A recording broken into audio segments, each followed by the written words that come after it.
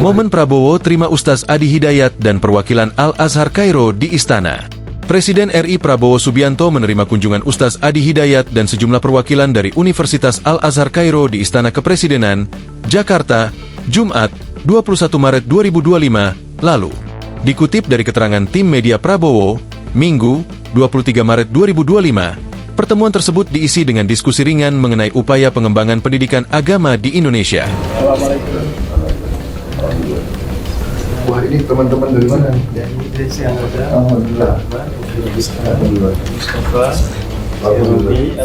Al-Azhar, dan dari Darul Ifta, lembaga fatwa Mesir.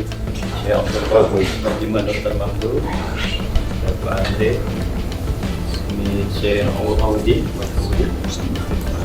dari Darul Ifta Mesir, Syekh Ande. Sudah berapa lama di sini? Mereka? 20 hari, Pak. 20 hari? Silakan. Kita ada 3 hari. Pertemuan ini juga membahas rencana kolaborasi antara pesantren-pesantren di tanah air dengan Universitas Al-Azhar. Para perwakilan Al-Azhar pun menyerahkan proposal penelitian kepada Prabowo.